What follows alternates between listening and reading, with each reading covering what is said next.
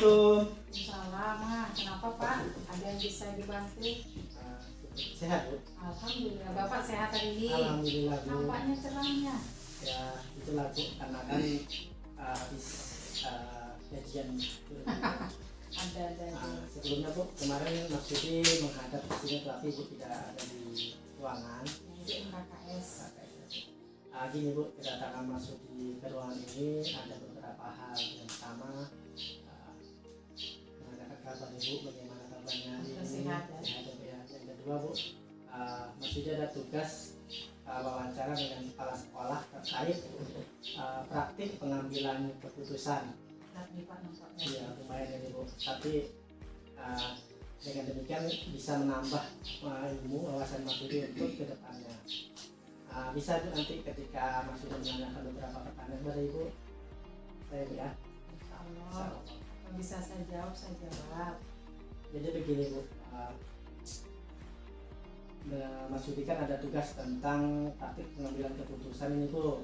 Nah kira-kira Ibu selama Ibu memimpin di SMA Negeri 5 Tamisah Utara ini mungkin sudah banyak kasus-kasus yang mana kasus itu menjadi dilema ketika yang harus Ibu putuskan sendiri atau dengan beberapa orang. Nah kira-kira ada nggak kasus yang seperti itu dan bagaimana Ibu menyelesaikan kasus tersebut? Saya Ibu bercerita sedikit. Kalau kasus dan jelas banyak Pak ya, di setiap instansi pendidikan itu sudah hal yang normatif, baik terkait dengan permasalahan yang terjadi pada peserta didik maupun pada tenaga pendidik dan kependidikan. Namun itulah bumbu-bumbunya kita dalam memimpin, bumbu-bumbunya dalam memimpin suatu satuan pendidikan. Nah, saya ambil contoh nih, Bapak mau permasalahan yang terkait dengan peserta didik atau tenaga pendidiknya? Mungkin kita ke pengajar ya. Ada beberapa hal atau permasalahan sambil contoh yang menjadi dilema bagi ibu selaku yang dituakan di sekolah itu. Pada waktu itu ada kegiatan akreditasi sekolah. Nah, salah satu tenaga pendidik namanya Bapak Muhammad Yunus itu, dia kebetulan menjadi ketua akreditasi sekolah. Namun pada hari yang sama dia juga mendapat tugas dari komunitas guru mata pelajaran dalam MGMP untuk hadir menjadi tim pembuat soal di kabupaten. Dia terpilih.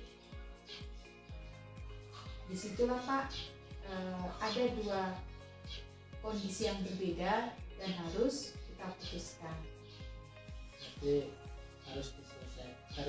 harus datang keduanya Bu ya, ketika Wajib ya. Nah kebetulan jadwalnya itu memang di jam dan hari yang sama, tetapi kondisi tempatnya berbeda. Nah tadi tim akreditasi itu datang akan melaksanakan proses akreditasi sekolah. Nah Bu, itu tadi kasusnya. Nah bagaimana Ibu menyelesaikan kasus tersebut dengan keputusan seperti apa? Kebetulan Pak Yunus tersebut menyampaikan hal itu satu hari ya, besok akreditasi, hari ini dia menyampaikan. Saya ajak beliau diskusi. Tentunya dua kegiatan ini masing-masing memiliki dampak positif Pak Mas Yudi. Semua bermanfaat. Satu bermanfaat untuk sekolah, satu lagi bermanfaat untuk pengembangan kompetensi profesionalisme Pak Yunus, dan dia juga dibutuhkan oleh MGMP tadi untuk membuat soal. Nah di sini tentu Ibu harus memutuskan untuk Pak Yunus bahwasannya harus ada pilihan di antara dua kegiatan ini. Tentu sebagai pimpinan apa yang dituakan, Ibu lebih memilih Pak Yunus harus tetap berada di sekolah dan tidak menghadiri MGMP tersebut. Berarti untuk tidak menghadiri di MGMP, bagaimana Ibu yang dilakukan?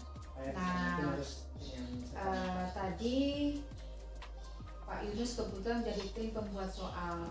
Nah, yang Ibu lakukan tentu satu, saling komunikasi, dan Ibu koordinasi dengan Ketua MGMP.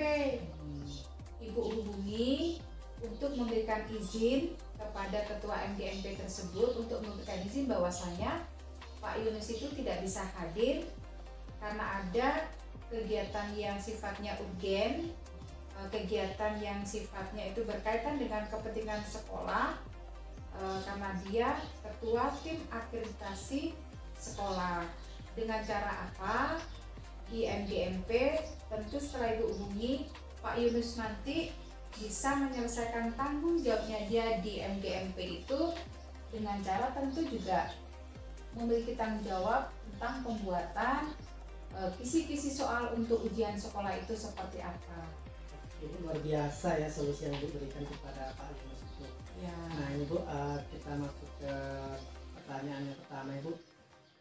Selama Mas Yudi ikut CGP, ada satu modul yang menyatakan bahwa dilema itu ada dua, yaitu dilema etika, yaitu dilema yang antara benar dan benar, dan dilema yang kedua yaitu bujukan moral, yaitu dilema benar lawan salah.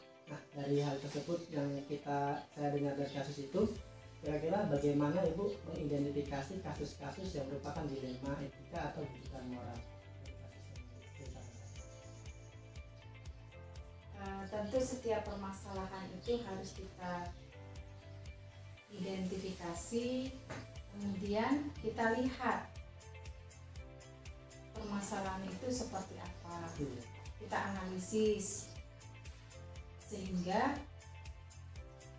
Ibu selaku pemegang kebijakan tahu apa yang harus kita lakukan.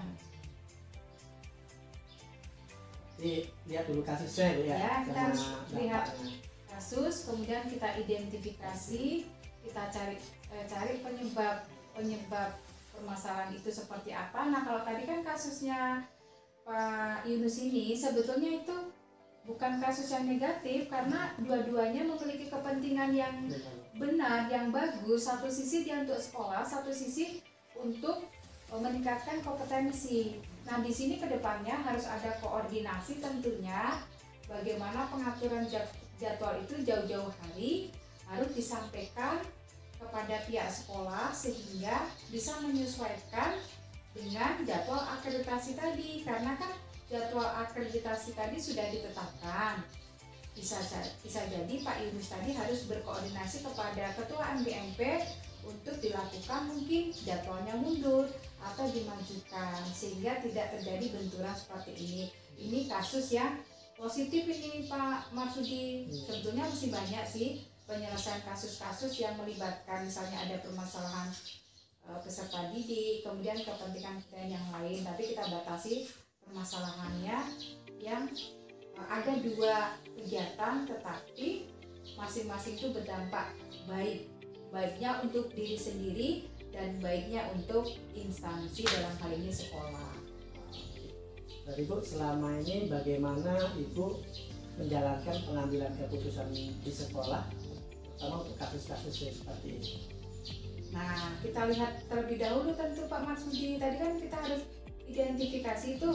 Kalau memang bisa kita selesaikan dengan kita sendiri, contohnya nih kayak Pak Yunus tadi kan, cukup dengan kita berkoordinasi dengan Ketua MGMP, kita minta izin kepada beliau selaku ketua untuk memberikan izin ketidakhadiran Pak Yunus. Berarti di situ saya mengambil keputusan harus melibatkan orang-orang yang punya relevansi, yang punya hubungan terkait dengan permasalahan yang sedang dihadapi.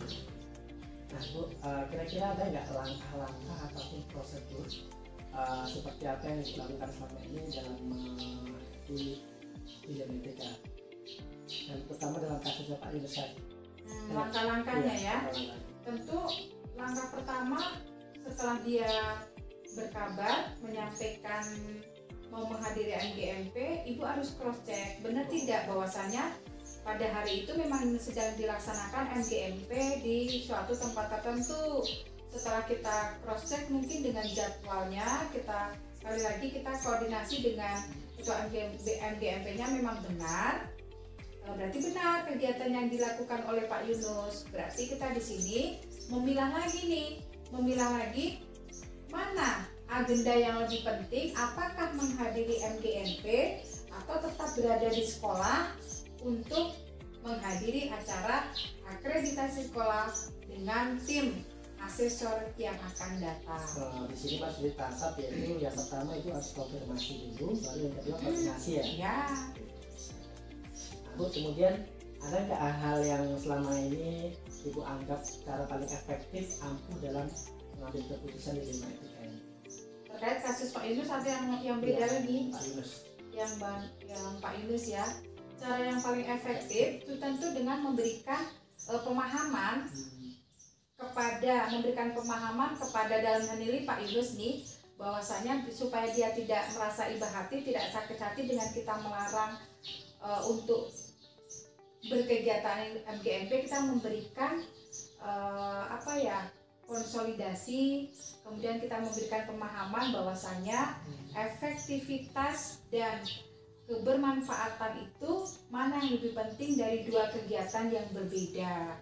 Bukan kita melarang kegiatan beliau, tetapi kita lihat efektivitas hasil yang akan diperoleh dengan dua kegiatan yang berbeda. Berarti lebih ke kemanfaatannya ya, efektivitas. Karena dia dua kegiatan yang sama di waktu yang sama pula dan harus kita putuskan. Nah, itu terkait tentang efektivitasnya. Kemudian Bu, kira-kira ada nggak yang tantangan dari kasus tersebut ketika Ibu mengambil keputusan? Tantangannya jelas ada sih Pak. Yang pertama, tantangan itu di luar prediksi kita. Mungkin dia sedikit kecewa tidak bisa hadir di MGMP yang jauh-jauh hari. Mungkin dia akan menyampaikan, ini loh kisi-kisi yang sudah saya buat. Kecewa itu mungkin. Kedua tantangannya bahwasannya kita harus mampu menyelaraskan antara schedule. Jadwal itu harus jauh-jauh hari disusun, bukan di situ mau MGMP, di situ baru dibuat. Berarti sekali lagi koordinasi tadi harus berjalan di tingkat MGMP-nya. Nah, Pak Yunus juga harus bisa memberikan masukan kepada pihak MGMP bahwasanya di hari itu dia tidak bisa hadir karena ada acara yang lebih penting. Berarti koordinasi lagi-lagi itu ya dalam tantangan kasus ini. Lalu kemudian ada nggak kira-kira dalam menyelesaikan masalah itu Ibu ada jadwal atau sebuah waktu dalam menyelesaikan kasus tersebut? Oh, tergantung nih Pak, kita lihat kasusnya itu. Kalau kasusnya itu mengharuskan kita harus menyelesaikan di hari itu, di tempat itu, berarti ini di sekolah yang harus kita klarifikasi, harus kita selesaikan. Nah, kalau misalnya nanti nih yang harus kita selesaikan berkaitan dengan individu guru atau tenaga pendidik, cukup kita selesaikan. Tetapi kalau kita membutuhkan orang-orang tertentu, pemangku kebijakan yang lebih tinggi daripada kepala sekolah, kita juga harus melibatkan, tergantung permasalahan apa yang akan kita selesaikan. Berarti Bu itu tadi tentang jadwal. Kalau kita bicara tentang prosedur, bagaimana Bu melaksanakannya? Proses penyelesaian masalah. Ya tadi kembali kita ke harus kita lalui langkah demi langkah, step by step. Kita identifikasi kembali tadi dari permasalahannya sampai di mana harus kita selesaikan permasalahan itu sehingga tidak berlarut-larut. Lah yang saya tangkap seperti yang dikatakan pada awal tadi ya. Nah, Bu, yang kemudian ada pertanyaan lagi, kira-kira Bu, ada tidak seseorang yang membantu Ibu dalam mendukung faktor yang selama ini mempermudah Ibu dalam mengambil keputusan di lima etika? Jelas dong, banyak Pak yang membantu. Ada, kita ini tidak bisa berdiri sendiri, hebat pun kita tanpa orang lain tidak bisa.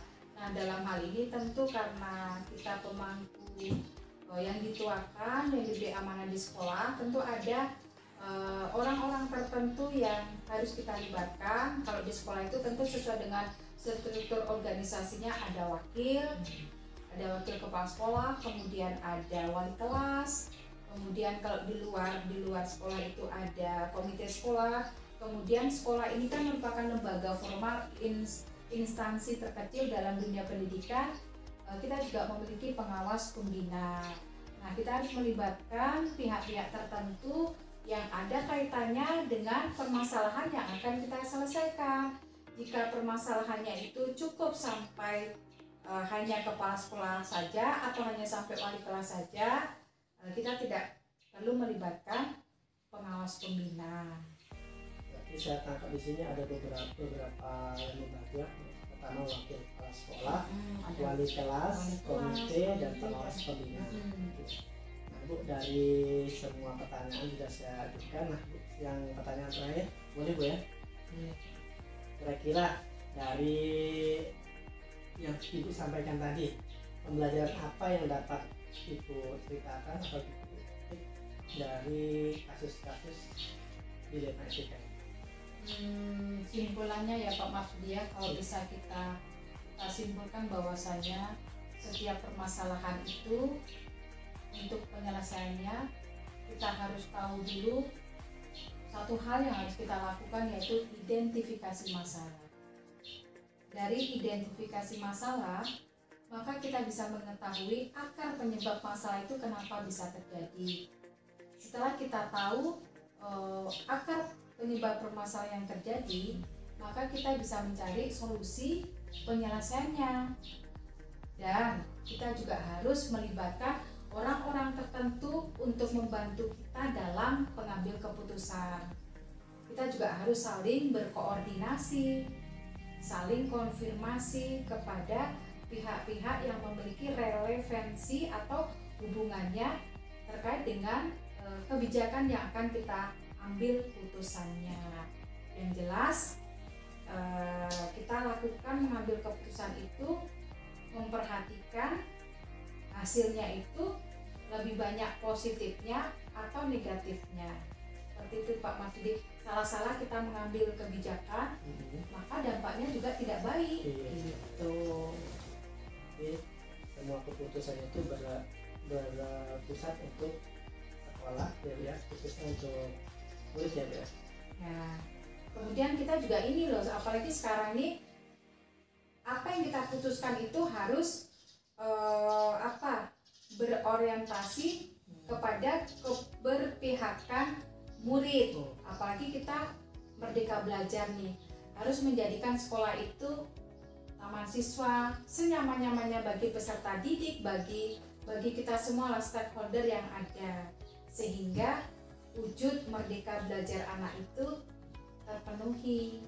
Ada kekang mengekang, tetapi dalam hal yang positif tentunya Pak Marsudi, bebas yang bertanggung jawab.